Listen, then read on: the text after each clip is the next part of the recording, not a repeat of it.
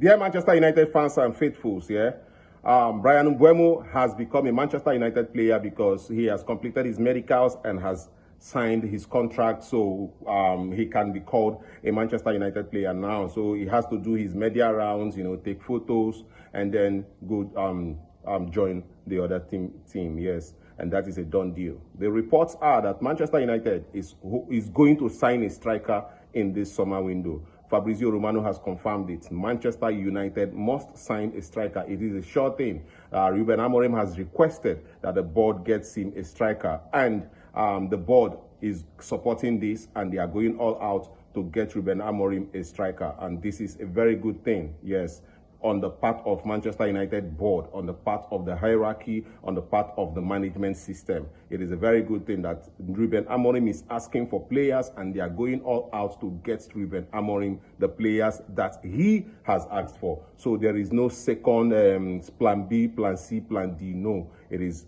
you mention a player, they go all out to get that player for Manchester United. And it's been quite interesting to see that a team that ended 15th in the Premier League table can actually attract very big names. It is beautiful to see. Manchester United, so far in their signing this season, has gone to teams and picked out their best players and signed them for Manchester United.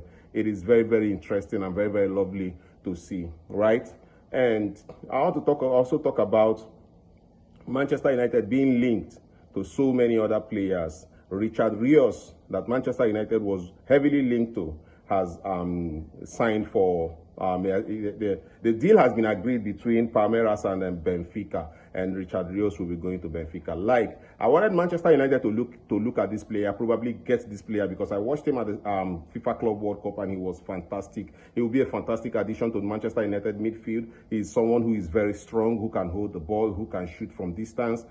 He can hold the ball, he can pick out passes. You know, he can dribble. He has that which fits a Manchester United system. And I felt like Manchester United should have been looking at him, but then we don't know what Ruben Amorim's plan for midfield in this season is, but we know that Manchester United has Manchester United have let that one go. Also, Manchester United is going for this goalkeeper in Slovenia, Semens. I mean, what is his name? Yeah, Semens or something like this, something like that. Manchester United is going.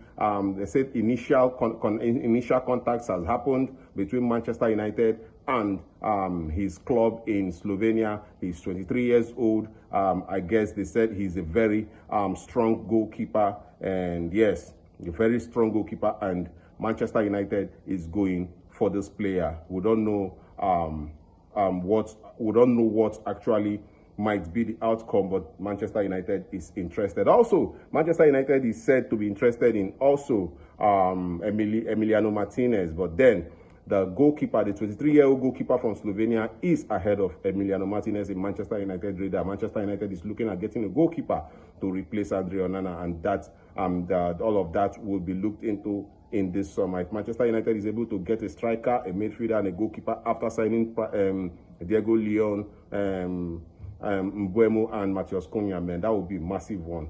But then, it is beautiful to see that Manchester United is actually going out for these players, trying to make sure that they bluster the Manchester United team and hoping to see them do very well in the coming season. This is what I will leave you with this one. Yeah, as fans, I want you all to always support your team.